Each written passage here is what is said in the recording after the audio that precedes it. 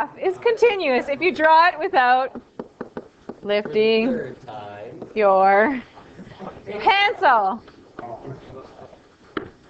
If a function has a hole, remember that's when you have 0 over 0, or a break, which is k over 0 or a vertical asymptote, then f of x has a discontinuity at those x values. So, can you draw some examples of a continuous graph?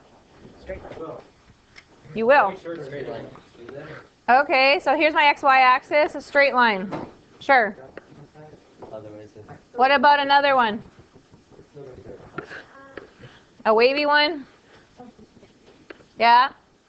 That's continuous. Can you give some examples of not continuous? Something that has a hole?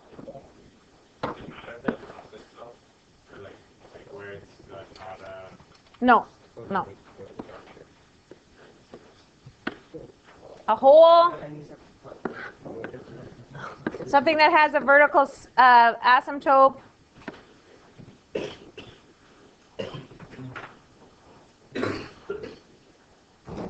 Something I didn't mention, I say vertical asymptote, but there's also ones that you'll see is a jump. So say you have something like this, and it ends here, and then it starts again up here. That would be considered a jump.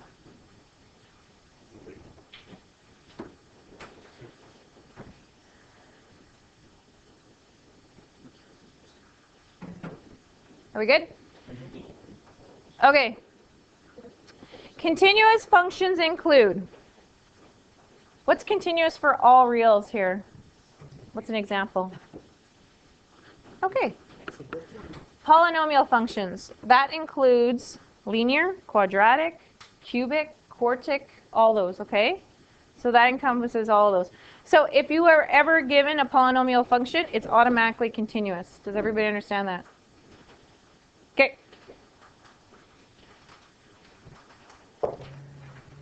Okay, the second thing is all rational functions are continuous for all x values in their domain.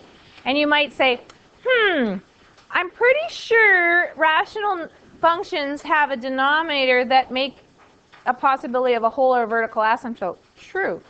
However, it's only discontinuities that give you that value of 0, but the rest of the part of the graph is continuous. Do you agree? If I were to draw this, remember a rational function that looked like, say, this? And say this? Okay, so what I'm trying to say is this right here is continuous.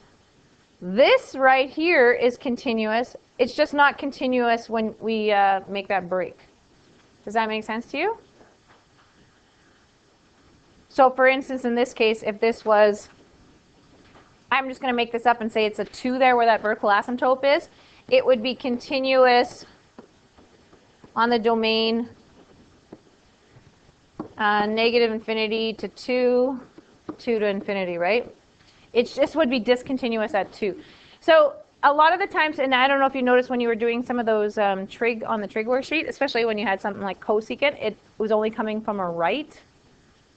Like some of them were both-sided and some of them were one-sided. It's because of the fact that there was a vertical asymptote, and so they only wanted you to calculate where it's actually true. Okay, so in general, a function is continuous for its entire domain. This includes, do you remember square root functions?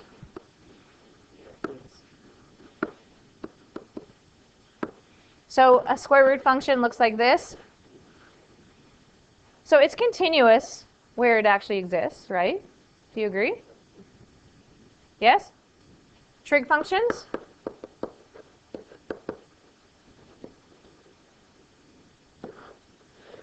Let's do a cosine graph. Would you agree it's continuous? Okay, so the only thing you got to watch out for in certain trig functions is there is some discontinuity in some of the spots, right? Tan has discontinuity. What else? The other ones, yeah. Cotangent, cosecant, and secant, those would have some vertical asymptotes.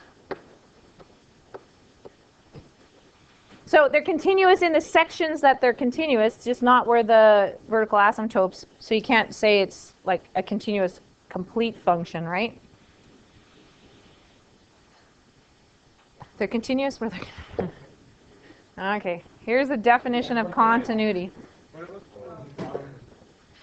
Okay, the only exception is piecewise functions. Why do we groan? Where f of x is made of more than one piece of the function. Does everybody remember how this looks? We never learned it. What? Okay, so this function is considered piecewise because it's made of two functions in two different domains. When x is greater than or equal to 1, it is a quadratic. When x is less than 1, it is a line. So essentially we have this dividing line at 1. And on the right of 1, it's a quadratic. On the left of 1, it's a line. So it might be a jump. It might actually connect. We don't know until we actually graph it, or algebraically I'm going to show you how to figure it out. So x squared plus 3 is a quadratic that got shifted up 3. 1, 2, 3. It starts here, goes up. So if you want, you can say it's going like that, right? Like, but I'm not drawing it all because it's only starting at 1. This one is a line that's going up to the right and has a y-intercept of -5, say down there. And it's going up to the right with a slope of 2. So where is it? Say about there. And it's not filled in because it's not equal to 1 there, right? Yes. So this is definitely a jump, not continuous, right? The only time it would be continuous is if this were brought together and they actually connect.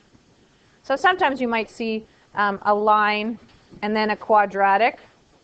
You have a goofy graph like that. That would be continuous.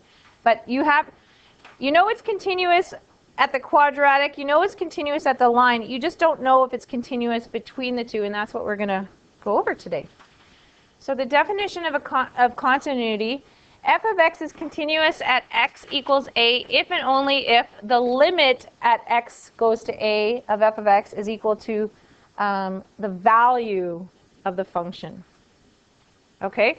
So like if I look here, does everybody see in this piecewise function, what was, if I were doing the limit as x goes to 1 of f of x, let's do it from the right first. What would the value be? 4. From the right, this would be a height of 4. And what would the height be here? -3. Yeah, -3. And what is f of 1 equal to? 4. So it's saying, first off, the limit has to exist. So the limit didn't exist, so it wasn't going to be continuous anyways. That would be the first clue. The right side has to be the same at the left side.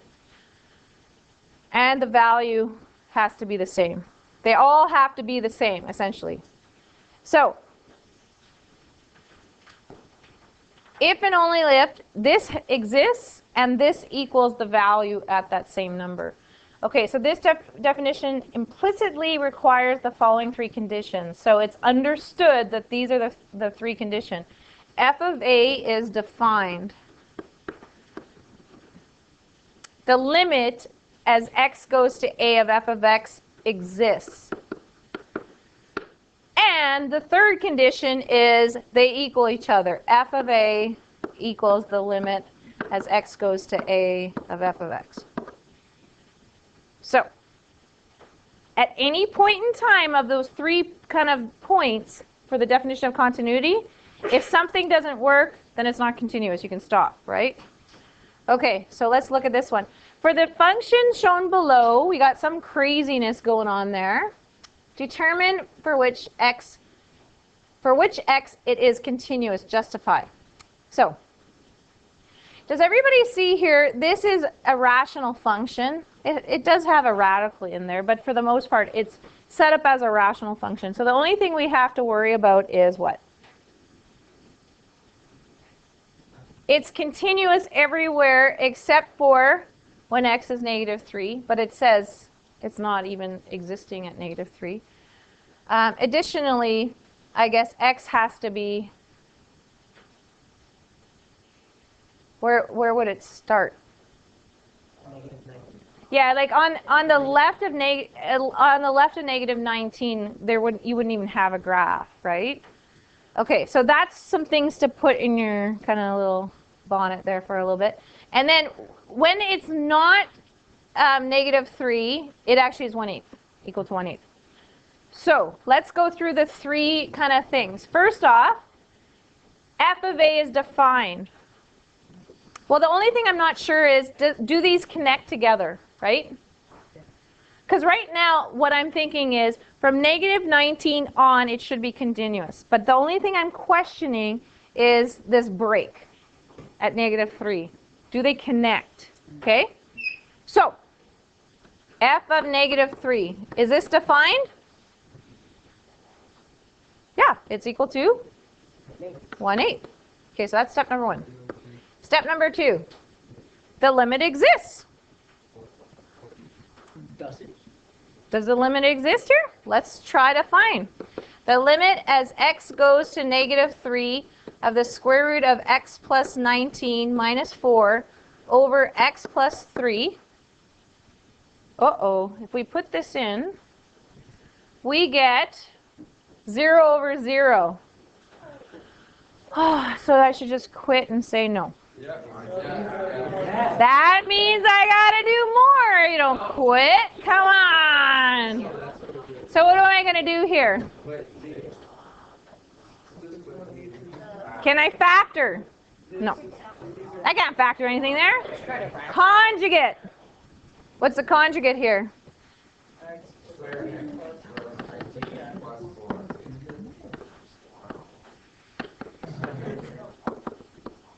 Okay, so this is still the limit here. Don't drop it.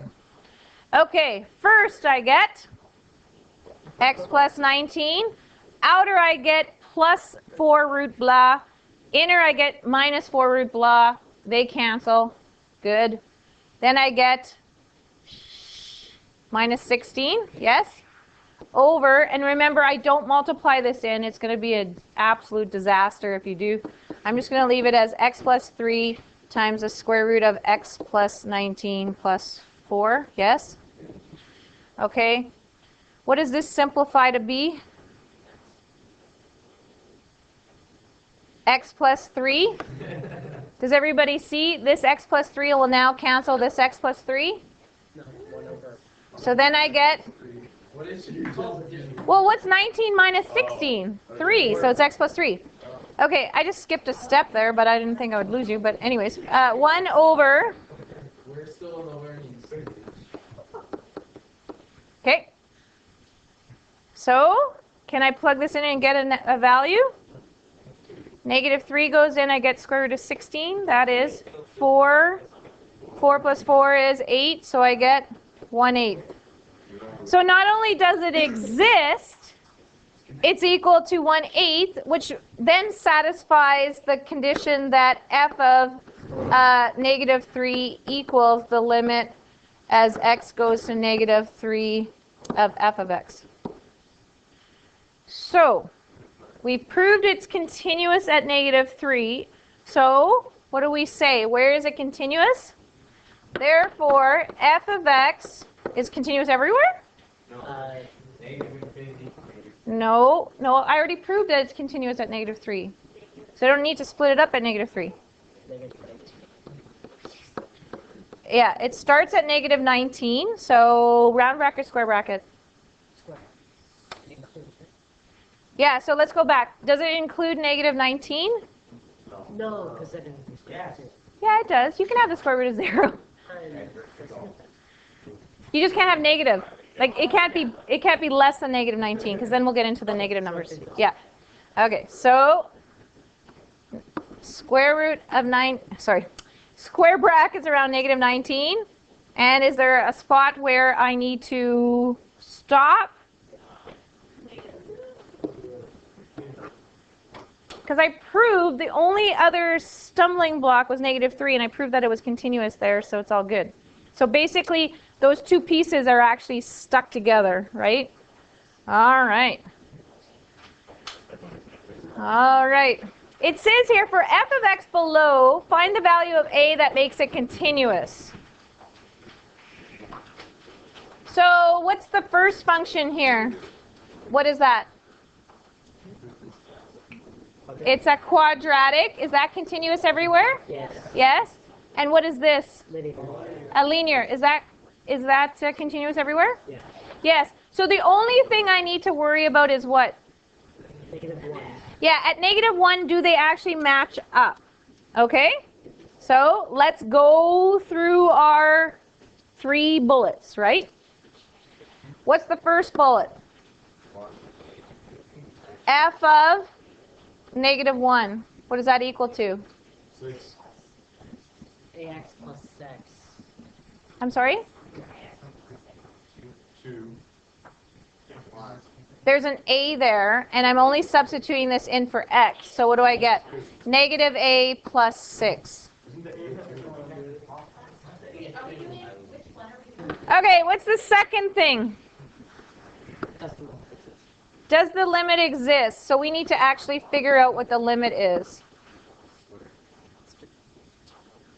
Okay, so here's the problem. If I just try to find the limit, does everybody see that the limit is actually different functions for each side?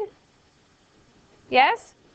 So I actually need to find the limit as x goes to 1 from the right and the limit as x goes to 1 from the left. -1 should be there.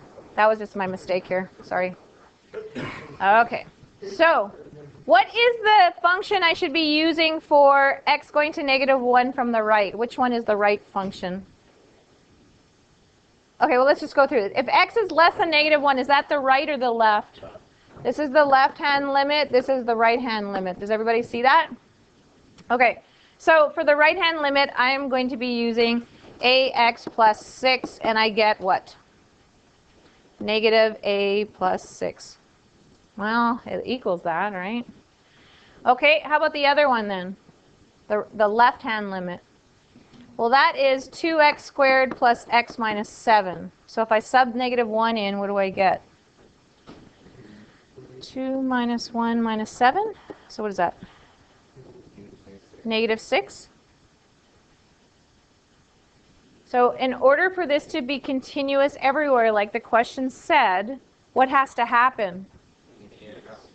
This has to equal this. Does everybody see that? And now we can actually solve what a is. So negative a plus 6 equals -6. Move the 6 over, I get negative a equals -12, so a equals 12.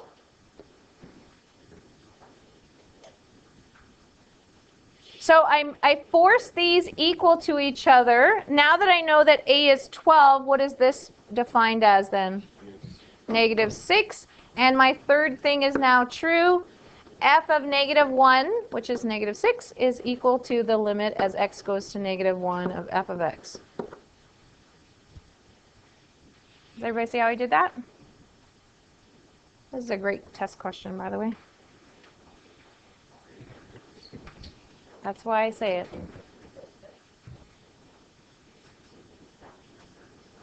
Well, no, that's a nice thing about math, right? So now we have to solve what a and b is to make it continuous everywhere. So this is a quadratic, this is a line, and this is a rational function. So what do I have to watch out here for? If x equals 0. But x can never be 0 in this function because it's greater than 3. So we don't even have to worry about that, right? Okay. So the only thing we have to worry about is the breaks here. So we gotta test the 0 and the 3 and make sure that's how we're gonna get stuff. So What's f of 0 going to be? What's f of 0? 3. Everybody good with that? Everybody good with that? Okay. What's the limit as x goes to 0? Well, what's wrong with this of f of x? What's wrong with this? They're two different functions based off it's coming from the right or the left. Does everybody see that? So I need to split this up. So the limit as x goes to 0 from the right, which function would I use? Does everybody see on the right? It would be ax plus b. Okay, so I'm going to put ax plus b. And so what do I get when I sub that in?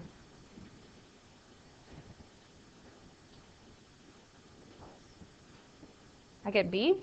So we see 0 goes in for x. A times 0 is 0. 0 plus b is b. Yeah? Okay, so what about from the left? Is that? So what does that mean? 3. And for this to be continuous, what has to be?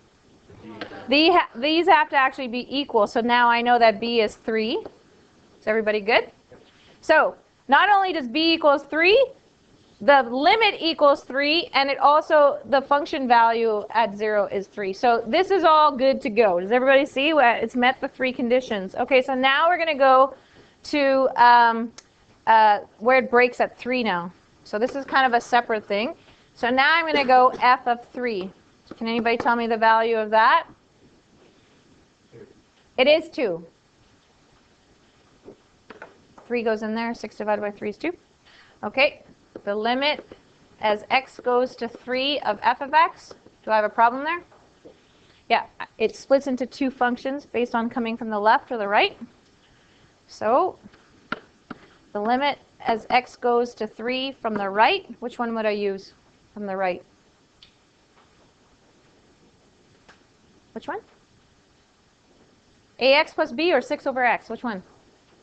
6 over x. Does everybody see that? So what do I get for that? 2. Okay, so far so good. These match, right? Good to go. So what about coming from the left? Which one would I use? The ax plus b. I'm just going to write ax plus b, but I know what b is already, right? So 3 is going to go in for x. So I'm going to get 3a. Everybody good with that? And my b is 3. Is everybody good with that? So I'm going to put plus 3. That's based on this going in there, okay? Because I already knew that b was 3. So how is this going to be continuous? Only if these equal each other. Does everybody see that? So that means 3a plus 3 equals 2. 3a equals negative 1. So a equals negative 1/3. So did I solve the question? Find a and b to make it continuous everywhere. Therefore, it's continuous everywhere. Do you see? Because I met all the 3 criteria for all of them. More of the same. More of the same. So, square root function and a quadratic. So, in order for this to be continuous everywhere, it's only going to be continuous where the functions exist, of course. However, there's a stumbling block right here, of course, right? So once we figure out what C is, we got to make sure that this is all good. So what are we going to do? Find f of 0. What is that? Does everybody see it's 1? You got that? Okay. Second criteria. X goes to 0 of f of x. We have a dilemma because we don't know which side, so we got to split it up. Everybody go with that?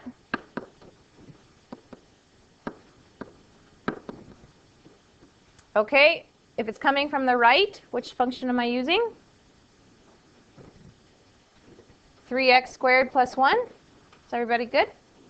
So that's easy. Just plug her in. What do I get? 1. Oh, we're good so far. 1, 1. Yep.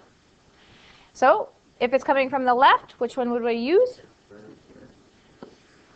The square root of 2x minus c. Yes? I plug her in. What do I get? I get the square root of minus c. Ooh. Ooh. But for this to be true, okay, so in order for this to be true, this has to equal this, yes? So the square root of negative c equals 1. Square both sides, what do we get? Equals 1. So c equals negative 1. So can that be true? Can I put negative 1 in here and it's all good? Yes. Yes. Yes, yes, yes. So if I put this into this function, what do I get? I get the square root of 2x plus 1. Does everybody see that? But this domain is only valid when x is greater than or equal to, no, this whole thing has to be greater than or equal to 0. So what would it have to be greater than or equal to? Negative 1/2. And it's saying that x has to be less than 0 for that function. So there's only a slight little part where it's continuous, right? So where is it continuous from? When c equals negative 1, it is continuous, not everywhere, but from where to where? Negative 1/2 to infinity. It doesn't, I don't know why, the 0 we already concluded that they equal each other. It met the 3 criteria, right? But I have confidence you can solve a starred question. So, this is a quadratic, continuous everywhere. This is a line, continuous everywhere. This is a radical. It's only continuous starting at negative 31 and up. We don't have to worry about that this time because it's only valid 5 and up. Does everybody see that? So in this case, we don't have to worry about that. And that's why I'm saying maybe my question was a little bit jaded there for the last one. So the only thing I have to worry about now is the jumps. Do you see that? Okay. So what is f of negative 4? What's f of negative 4? b minus 4. It would be what? b minus 4. Yeah, you can say, or minus 4a plus b. Yeah. Is everybody good with that? Because it's only equal to negative 4 here. Right? So now I'm going to do the limit as x goes to negative 4. I could write it as f of x, but in a second I'm going to have to split her up. So it's going to negative 4 from the left. Which one from the left would it be? X squared. So what do I get there? 16? Negative 4 times negative 4? Yeah. Okay. And then from the right, which one do I use? ax plus b. So I get negative 4a plus b. So what do I know? They have to equal each other. Now in the last examples, I could tell what a or b was at that point. But guess what? I just get an equation with 2 unknowns. So I'm going to stop it. I know, that's what I'm saying. Don't give up at this point. We still have some more information here. We got the jump at 5. So, f of 5.